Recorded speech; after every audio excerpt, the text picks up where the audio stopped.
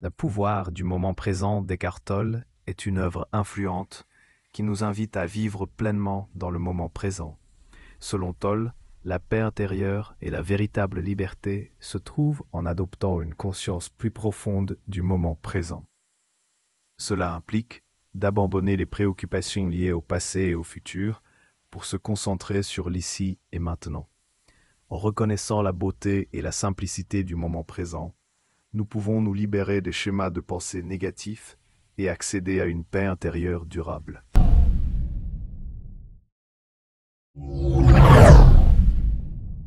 Alors, bienvenue.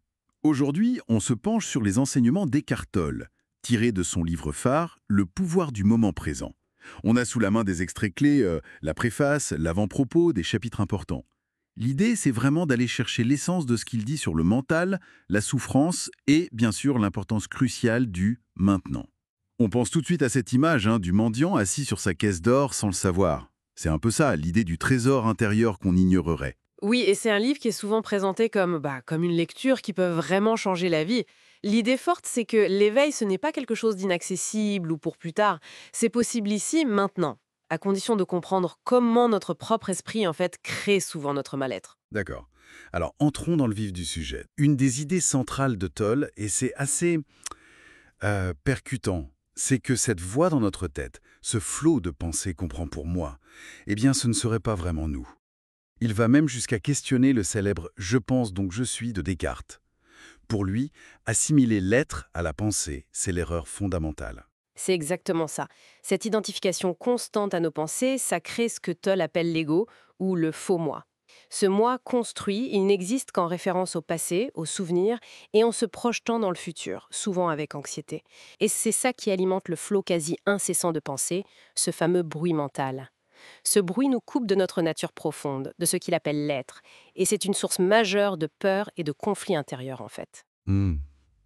Et si c'est le mental qui nous piège comme ça, comment est-ce que la souffrance s'installe plus profondément? Tolle utilise une image forte, celle du corps de souffrance.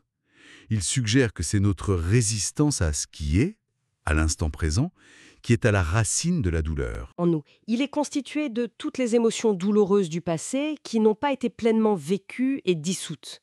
Il a des états, en quelque sorte. Parfois, il est latent, endormi, et parfois, il devient actif.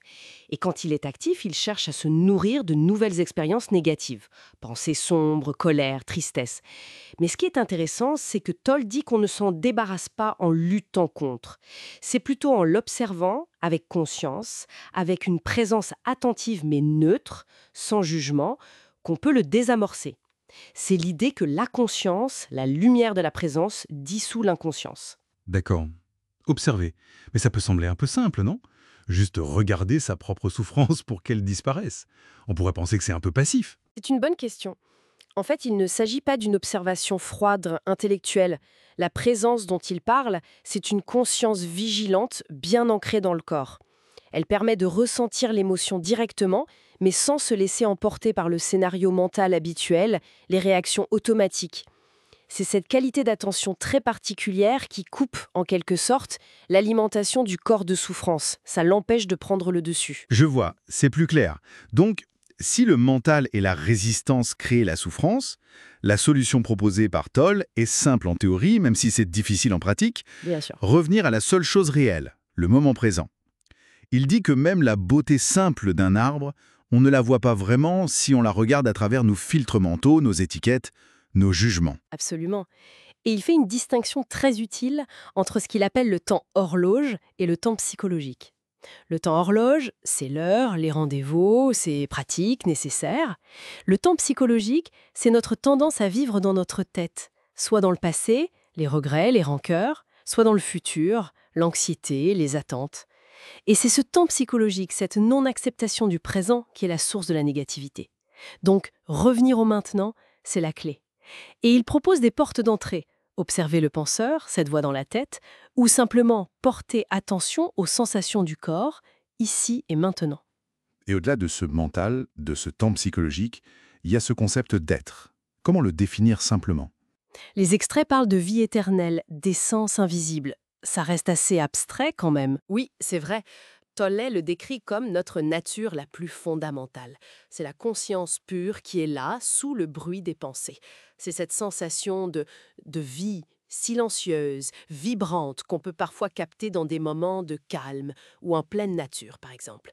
Ce n'est pas quelque chose qu'il faut acquérir, mais plutôt quelque chose à reconnaître en soi. C'est le trésor du mendiant. Il est déjà là. L'illumination, pour lui, ce n'est rien d'autre que cet état naturel où l'on vit connecté à cet être. On est alors libéré de l'emprise du mental et donc de la souffrance qu'il engendre. La clé, encore une fois, c'est la présence. Donc si on résume, le message clé qui ressort de tout ça, c'est que la libération vient de notre capacité à ne plus s'identifier complètement à notre mental agité et à accueillir totalement chaque instant tel qu'il est. C'est là que résiderait la paix et notre véritable pouvoir. Exactement. Et pour laisser une piste de réflexion, Toll soulève un point vraiment intéressant. Il suggère que ce n'est peut-être pas tant ce que l'on fait qui compte le plus, mais la qualité de conscience qu'on y met. Le comment, en fait. Si, même pour une tâche banale, on mettait toute notre attention sur l'action elle-même, ici et maintenant, plutôt que de penser aux résultats futurs. Comment est-ce que ça pourrait changer notre vécu quotidien? Est-ce qu'on pourrait y trouver une forme de paix, peut-être même de joie, peu importe l'activité? Ça donne à réfléchir, non?